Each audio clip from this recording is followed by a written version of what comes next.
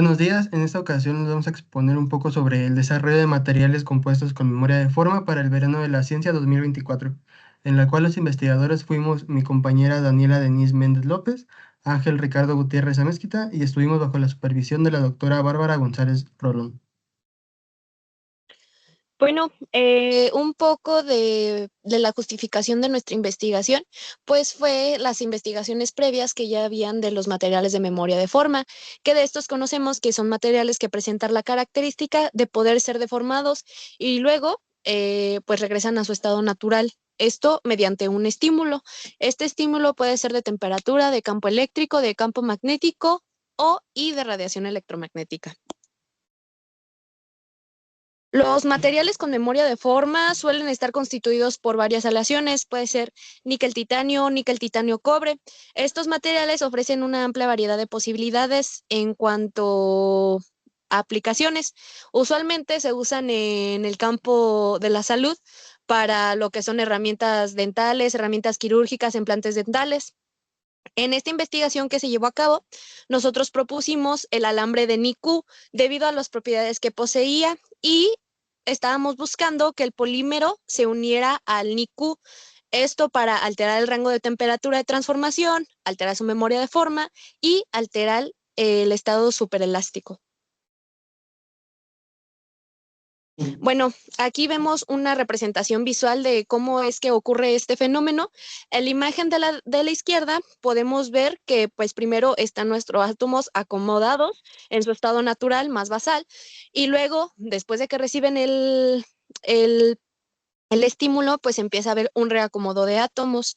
Más abajo se ve que ya se le quitó el estímulo y por tanto nuestro material vuelve a su forma original. La imagen de la derecha es técnicamente lo mismo. Está nuestro material en el estado basal, luego recibe el estímulo, después del estímulo llega el reacomodo de átomos, luego se le quita el estímulo y después de esto vuelve a su forma original.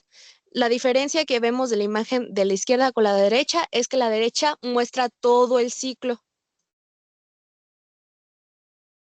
Bueno, aquí tenemos un ejemplo de la memoria de forma. Cabe resaltar que estos no son resultados propios, sino que es solamente un video explicativo de lo que se intentaba realizar, donde vemos que el material al momento de recibir un estímulo externo cambia su forma y cuando se le retira este, vuelve a su estado original sin perder ninguna de sus propiedades y se hace cíclicamente. Primeramente, como concepto básico, vamos a definir un poco lo que es la transformación martensítica, la cual es la encargada de exhibir este estado de memoria de forma, en el cual en el estado de la martensita, el material es fácilmente deformable, pero al calentarse por encima de su temperatura de transformación, este experimenta un cambio en la estructura cristalina que hace que recupere su forma original. Como vemos en la figura 3, tenemos austenita y martensita gemelada, donde la austenita se va a presentar en temperaturas altas y la martensita gemelada se va a presentar en temperaturas bajas. Al momento de variar esta temperatura, pues va a pasar de un estado a otro y viceversa.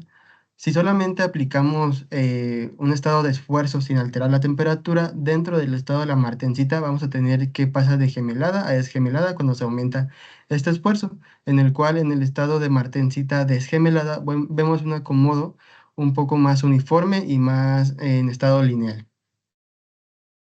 Ahora, cuando nos intervienen factores al mismo tiempo de temperatura y esfuerzo, vamos a ver que va a ocurrir este ciclo que vemos que pasa de austenita a martensita y cuando se empieza a aumentar el esfuerzo, vamos a ver que la deformación empieza a aumentar gradualmente en relación con el esfuerzo aplicado hasta llegar a la martensita desgemelada y cuando se le retira este esfuerzo, esta deformación va a reducirse hasta regresar a su forma original. Bueno, un poco de la metodología es que nosotros establecimos diferentes tipos de arreglos en los cuales variaba la cantidad, es decir, el porcentaje que había de alambre de Niku y de polietileno y pues estos dos elementos constituían nuestra muestra. Posteriormente se introducía una Heide-Blandencarver manipulada en una prensa modelo 3851-0 y nosotros estamos aplicando una carga de 100 kSI. Al terminar cada una de las pruebas que hicimos, se evaluaron los resultados en el microscopio para observar su unión. Bueno, primero hicimos una prueba de tensión en nuestro alambre de Niku en la imagen de la izquierda podremos ver nuestro alambre ya en la máquina fue una máquina universal Chantillon LR10K.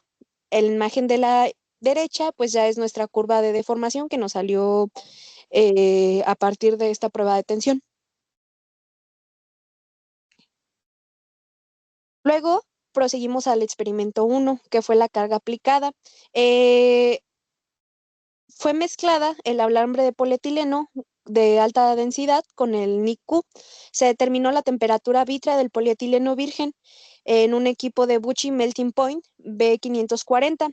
Una vez que se llevó a cabo esta prueba, se determinó que la temperatura vítrea es de 170 grados Celsius y la temperatura de fusión fue de 295 grados Celsius.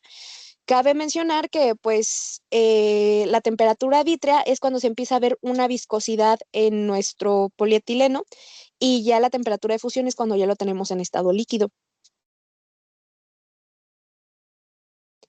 El objetivo de esa fase de prueba fue determinar el punto de transformación del alambre.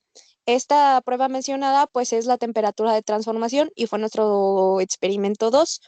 Se utilizó un Bucci Melting Point de B540, el modelo. La temperatura de transformación después de hacer esta prueba fue de 335 grados Celsius. Es decir, que en esta temperatura nuestro NICU presenta estos fenómenos de memoria de forma y pues es cuando empezamos a ver como una expansión del mismo. Bueno, para el experimento 3, donde ya aplicamos una carga y una temperatura, cabe mencionar que esa temperatura aplicada fue de 250 grados centígrados y fueron 250 grados debido a que buscábamos una temperatura que estuviera intermedia entre las temperaturas de transformación tanto del polietileno y del alambre de níquel-cobre.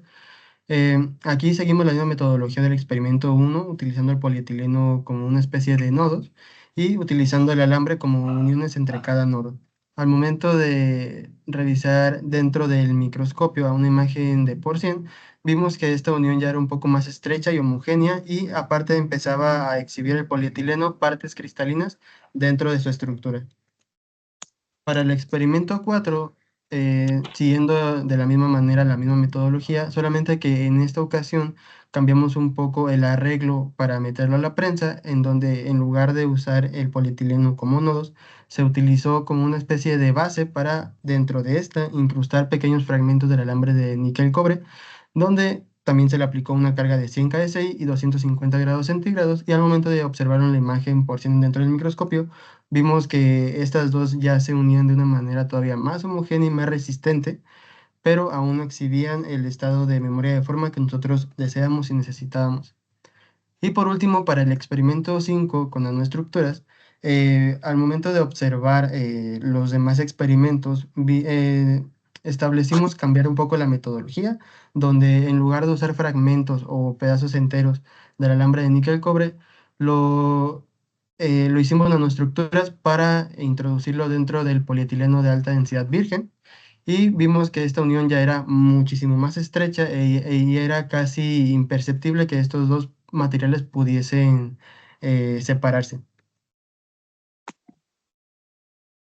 Bueno, parte de los resultados es que primero vimos que los primeros 4 resultados, a pesar de en los primeros 4 experimentos, a pesar de que había una unión de nuestros elementos de la mezcla, que fue el polietileno y el níquel cobre, no se observaba lo que era el fenómeno de memoria de forma.